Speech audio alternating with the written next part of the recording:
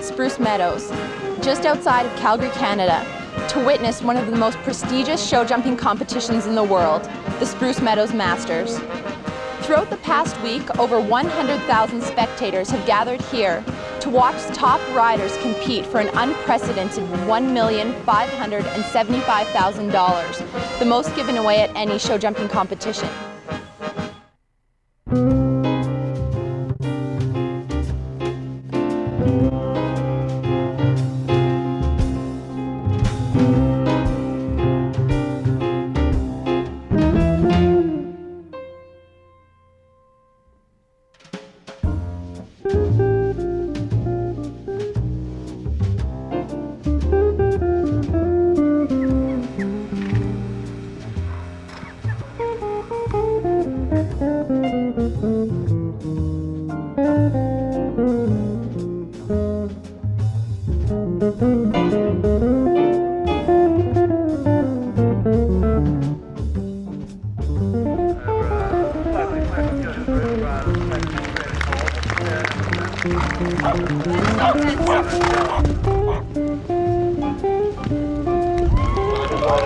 Really good stride with Springley's Mackeroo and opting for the bounce approach.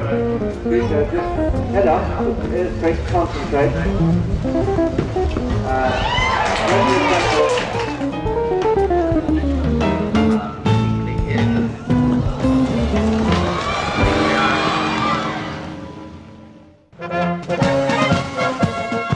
In this edition, we'll examine the psychology and philosophy involved in the design of show jumping courses for major international competitions, look at how European techniques for the breeding of sport horses are making their mark at North American breeding farms, and visit a company that is spearheading a revolution in the design and construction of footwear for both English and Western riders. In our first story, we visit with a European horseman who is teaching sport horse breeders in America the secrets behind the success of the German and other European breeding programs.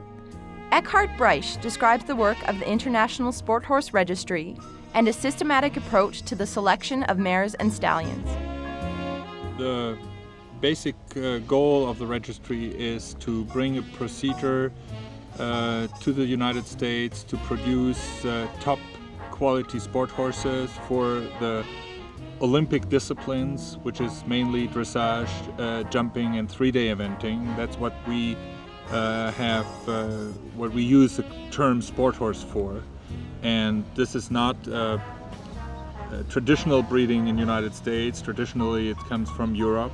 So 18 years ago, we started to establish a system to guide breeding of these kind of horses here in North America. Basically, the methodology bases on selection of stallions and mares for a breeding program. The term breeding means selective crossing of animals rather than just reproduction of animals. And that's basically what we do. We evaluate mares for the breeding program, and we evaluate stallions for the breeding program, license them, and then they are allowed to breed under our rule. The criteria are pretty much the same, even so the level of criteria is much stronger on the stallions. There are actually three general fields of criteria. One is conformation. We want to have the horses very good conformation, which makes them eligible to perform the way we want them to perform, and also guarantees more or less for longevity and soundness. The second field, what we judge, is the quality of movements, or let's say the athletic ability for movements and jumping. And the third field is, which we have separate procedures for the judging, are the interior value, character, temperament, willingness to work, ability to work, rideability, jumping ability. All these things are judged in, especially on stallions, in a separate program, the so-called 100-day stallion test. The 100-day test actually was developed about 160 years ago in Europe when it was determined that stallions, since they reproduce themselves more often than mares do, need more a higher specification of selection. You need to go into more details to select and approve stallions. Yes. And over the years, this kind of testing over 100 days in training with the final testing has turned out to be the most valuable procedure to give an opinion about the stallion and its interior value and its athletic abilities, etc. Over the last 40-50 years, we could prove that this works very well, and over the time we made a little and a few adjustments, but it's still the most sophisticated test for sport animals we have worldwide. Exactly. Our major focus is on these interior values because we know, meanwhile, that this is something which passes on to the next generation as much as athletic ability and conformation. Actually, the idea of this method is not very unknown in the United States, but not in the field of breeding. If you look into the industry, you have what you call benchmarking, you have total quality management. These are all terms which fit very well to what we do. Benchmarking, because we are looking to other breeds in Europe and also here, and look how did they achieve progress? What do they better than we do? Do they have animals we can use into our program? And the methodology we advise the breeders to use is a total quality management. Monitor your mare carefully, have her inspected, look what the weaknesses are, try to match it with a stallion which is promising to overcome these weaknesses. So basically these are things which you do in industry, and they're very well known in this country. These methodologies are used in breedings like cattle breeding, pig breeding, whatever, for generations. The only difference is that in the field of sport horse breeding, we're dealing with, without any bad meaning, we are dealing with amateurs. So we have to convince people that this method is what they need to achieve the state-of-the-art sport horse. It's still pretty surprising that, especially in the field of jumping, numerous trainers still do not really want to admit that breeding a successful horse works. There's still this thinking that you have to find the horse, you have to discover it. But if you look up the list of the leading 200 jumpers or dressage horses in the world, there's barely one homebred, thoroughbred, or whatever cross left in these rankings. So that tells you, quite frankly, Exactly. that the method of Europe works, and we don't want to leave it, even though I come from Europe, we don't want to leave it to the Europeans, because we know this can be done here as well. And we have already proven that it works over 18 years now.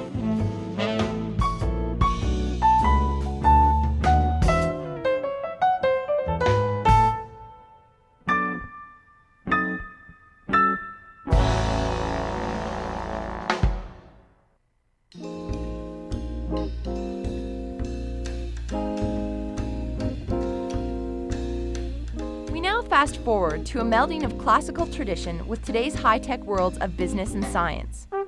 Dr. Linda Ricketts recently visited with Beth Cross, president of Ariat International. When we started Ariat 7 years ago, we set out to create and continue to define and redefine the most technically advanced footwear for equestrian athletes. 10 years ago, there was no athletic riding footwear available for athletes, either English or Western. Western riders were competing in boots that hadn't been redesigned or updated in over 100 years. The same was true for English riders. So we saw the athletic industry had footwear for basketball, running, aerobics, volleyball, beach volleyball, and yet there was no walking, and yet there was no athletic footwear for riders, and riding is a very athletic sport. And so we saw an opportunity to take the key requirements of riders and match technology to that and give them a better riding boot. And so the key operating philosophy for us at Ariat is to continue to innovate and make the most technically advanced riding footwear in the world. My partner and I started Ariat in 1992, and we were both riders, and we had both experienced, which is a very common experience for many riders, where you're wearing your tennis shoes or your athletic shoes to the barn, and then once you're there, you change into your riding boots. Once you're finished riding, you change back into something more comfortable. And so there were two things really. One was that there was no comfortable footwear for riders, and secondly, there was no performance footwear available for when you were competing. And we were working as consultants at the time, and our client was Reebok. And of course, working with Reebok, they were one of the leaders and continue to be one of the leading athletic brands. We learned about technology, we learned about how the biomechanics of athletes in different types of sports would call for different types of technology. And we had the idea of putting the two together and developing a brand new company targeted against equestrian athletes with footwear. We're the first company that's treated riders like athletes, and I think that really, it hadn't been done before, and you know, they've always heard the horse does all the work, and here came somebody that said, hey, we know you're doing a lot of work, we want to help you out. There's a key technology in our footwear that we call ATS, for Advanced Torque Stability. And essentially, if you think about it, it's very important for your footwear to deliver three things when you're a rider. Number one, you need cushioning. You need cushioning in the forefoot and the heel. In the forefoot, when you're in the stirrup, that forward part of the foot takes a tremendous amount of wear and tear. And in the heel, because riders spend a lot of time on the ground, walking, running, chasing their horses, chasing each other. And so you absolutely need product that's good on the ground as it is in the stirrup. And so we provide cushioning for both uses. Secondly, we have a technology, a shank system that provides stability to the footwear through the mid-range so that your foot won't torque. And this is it's a forked shank system that sits in the middle of the shoe and the boot, and it really prevents that kind of torquing and twisting that you get in many types of shoes that are made on regular steel shanks. And once your foot is stable, then it gives you tremendous comfort and support all through the foot, the leg, and the lower back. And it really prevents fatigue and injury, not only to your feet, but your legs and your back. And then finally, we build in durability into this product, because when you're out in the barn, in the stable, these are not friendly environments on your footwear. And so we created an outsole that could withstand the rigors of really any kind of condition when you're working around animals.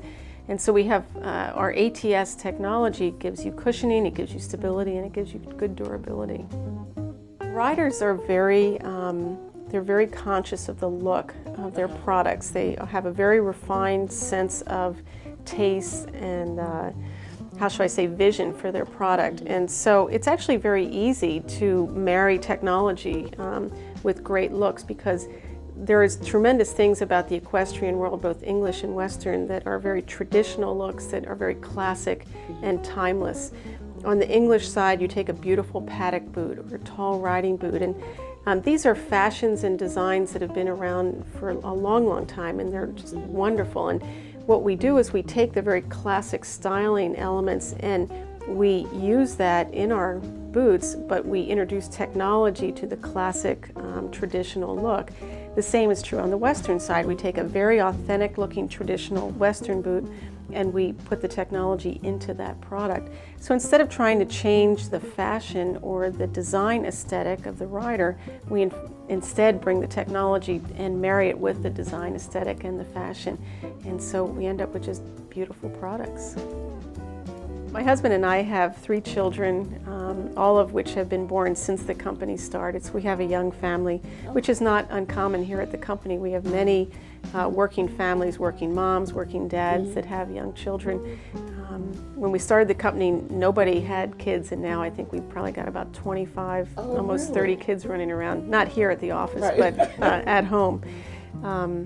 And really the people here, we work very hard, so our commitment is to the business, to our families, and to the industry, because one of the good things about working in the equestrian industry is you get a chance to really spend time out in the field, at horse shows, at events, etc. So many of us who have a lifelong interest in horses get a chance to really enjoy and immerse ourselves at work in something that would otherwise be considered a hobby. The U.S. represents less than half of the total global market or rider population. There are about 8 million Americans that ride regularly, but there's at least 10 to 12 million outside of the U.S. that also have horses and ride regularly. So really international is a very significant opportunity for the Ariat brand. Since we are Americans, we've started our business here, and so this represents the bulk of our business right now. But we have a very good business in Australia, a very strong business in Canada, and the UK, and that's just going to continue to grow. Just as you might look at another footwear company such as a Nike or Adidas and see the tremendous evolution of technology that they've developed over the course of time for runners or basketball players, etc., you'll see a similar evolution in technology here at Ariat. I think many of us came to Ariat with a desire to create a great company and to really create a company that could be a great brand, make great products, really make a difference in people's lives. And whether or not it was specific to footwear, I can't say, but the idea and the dream of making a great company and having an impact has definitely been a goal. And we feel like we've made a lot of progress against that. And as is not unusual with people like us, we feel like we've got a long way to go too. We have an incredible team of people here running and managing this business, and we have very ambitious goals for ourselves for the next couple of years. So that in itself, setting goals and achieving those goals, is a real dream for all of us.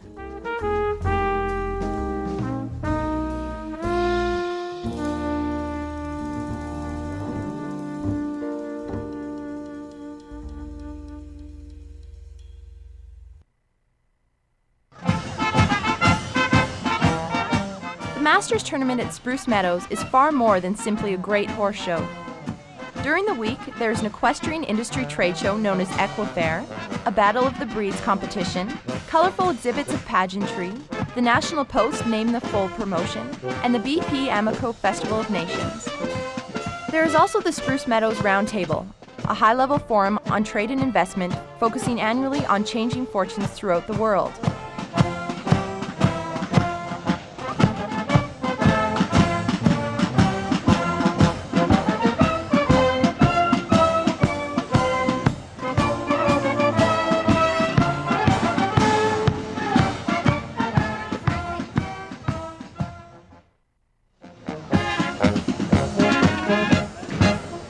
In upcoming editions, we'll speak with International Equestrian Federation Executive Michael Stone about equestrian sports development programs throughout the world.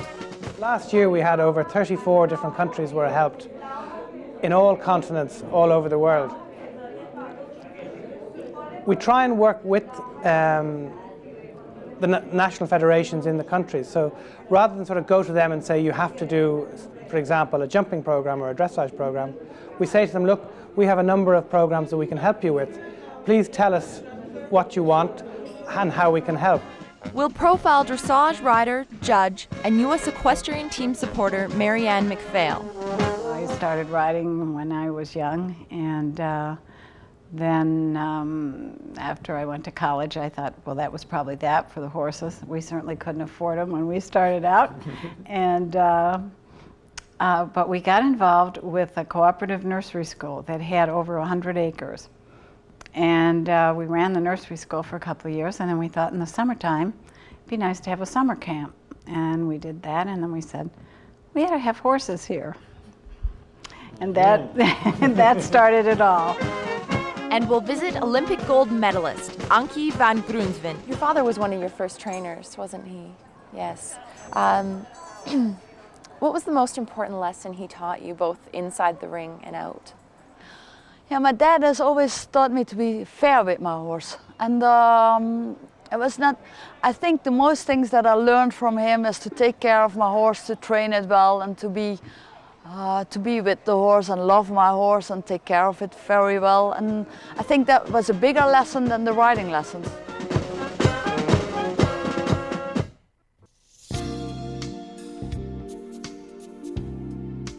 Course design is an often overlooked art. Top designers must take into consideration the differing abilities and levels of experience possessed by the horses and riders in a given competition. At the international level, horses will often compete in a series of contests, which culminate with a Nations Cup or international team competition, and the traditional Sunday Grand Prix or individual show jumping competition. Leopoldo Palacios of Venezuela explains the philosophies behind his world-renowned approach to building courses for major tournaments such as the Spruce Meadows Masters. I think what I try is to building the horses to they jumping better and better every day, and to give it the opportunity the first part of the week of the horses to prepare for the end of the week. But they need to competing every day and to try to have a nice competition every day. I come from less to more.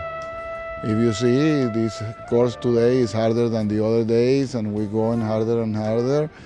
And I try to do more technical questions, and I thinking this is a sport for riders. And I like to test the ability of the rider to resolve all the problems. And I like to make different tests, not all long, not all short. I make long, short, medium, normal distances, and I play with the time allowed and with all the things that I can play. The course designers always put tests into their course. They ask you different questions, and your horse and yourself have to be prepared to answer those questions. If you're building from the international ring at Spruce Meadows, you have the best in the world competing. So you're of course building tough, but you also have to be careful that you don't build too tough and get the horses into trouble. You have to make sure that the courses are built in a way that you get great sport, the sponsors and the fans recognize it as a sport, but also that you keep horses and riders safe. In the sport of today, the horses jumping almost a lot jumping during the year. And I think I need to protect the horses and don't ask for the horses the maximum effort every day and more play with optical problems and that kind of things. And for me, it's very important the safety of the riders and the horses. The main point for me is the safety. I don't like to look horses swimming in the air or have crashes. I don't like. Leopoldo will use the stride of the horse, which is based on a 12-foot stride. And so that's the distance he's working with, and that's an average horse stride. And then he starts to play with that a little bit. So it might be what we would call 4 short horse strides. So he'll measure that out and just make it a little bit so the riders have to shorten the horse's stride to get those 4 horse strides in, or he might lengthen it out, and so then they'd have to gallop a little. And that's when the rails start to come down, because the horses are a little out of what they're normally used to and they become a little unbalanced, and that's when the fences come down. Normally for me, the Nation Cup is a team competition. I need to play as a team competition and give it to most of the team the chance to present in a good way, but need to be a challenge course to don't give it too easy. And it's very difficult to build it for teams. And in the Sunday class is an individual competition. And it's a very important competition both, but in Sunday I focus more in the best individual, and I can be more hard and a little bit more difficult and don't play as a team. anybody can sit on a horse, and if it jumps, it might get to the fence and it might jump over. But when you put the fences up and you add a little bit of a technical distance to it, the horse doesn't know that galloping down there that Leopoldo might have put a short 4 strides there. The riders know it because they've walked the course, and so they know it's going to be a little tight for their horses. So if they didn't do anything, the horse would gallop down there on its average 4 strides, get too close to the fence, and knock it down. So the rider's job is to find that optimum takeoff spot so that it gives the horse the best chance to clear the fence. Leopoldo's a brilliant course designer. He started out the week with gentle courses for an international competition of this caliber, letting the horses get used to the field, used to the flags and the audience and all of the different elements that you'll run into out there. And as the week goes on, it gets more and more difficult. Today's Derby course, for example, he threw 90% of everything on that field at us. We had a 33-foot bank that we had to slide down with only about 30 or 40 feet to a 5-foot white vertical. We had to jump over a tabletop 2 times, up and down and across. We also had very wide water with a tall vertical as the last jump, which by then the horses are downhill, tired. They've been galloping for over about 100 seconds, and or 60 something or 80 or whatever they end up, and they're quite tired, so they'll have a rail by then. Leopoldo Palacios is one of the top 2 or 3 course designers in the world at this time. And he tested everything today. The jumps were high and wide. It was very, what we say, careful jumping. That is, the jumps fell down very easily. We say it's technical because the distances between the jumps were difficult, and you had to lengthen and shorten the horse's stride while keeping the horse in balance at the same time. There was lots of optical work, tests for a horse's eyes. There was a couple of rails out there that had horizontal stripes on them, and that's very difficult for a horse to get their eye on. Lots of distractions in the decorations around the jumps to draw a horse's eye to the side. So every element that you could test of a horse's abilities was tested here today, which is what you want to do.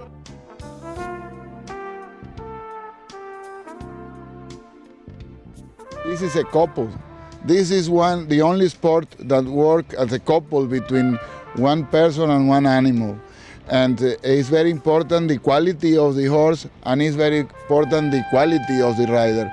And not even the rider need to prepare the horses, to train them, to teach them, and schooling the horses very well, and have very good dressage on the horses, to the horses have a good mind, and they can dealing with all different kind of distance and all different kind of tests. He's so terrific because if you ever notice with his courses, he always gets great sport. It's always really tough enough, but fair. It's always a fair course, and he always keeps the bottom end of the people competing. He always keeps them safe, so he always makes sure they're okay. And then at the top, the high level, he always makes sure that it's really, really good sport, and that the best horse and the best rider on the day win. He always stays in touch. He always listens to what the riders say. He stays really, really in touch with the sport, which is unique a lot of the times. Leopoldo as a person you couldn't find a better person. Like, he just is a super person to work with. Rain or shine, he never loses his cool. He's got patience. And the other thing is he is willing to listen. He'll take a lot of everybody's opinion, and he makes the ultimate decision, but he makes you feel, and he works as a team. Everybody's a part of his team. For me, the dressage is very important for the jumping. The horses need to be very well broken. They need to gallop in exactly the same in both legs. I try to have same grade of difficulty in both legs, in right and left. Some horses the horses are like the persons. They are better, some in the right, some in the left. And I try to work in both sides to give it exactly the same chance for all of them. Yeah, the result was perfect. Better is impossible, but this is God, this is not myself.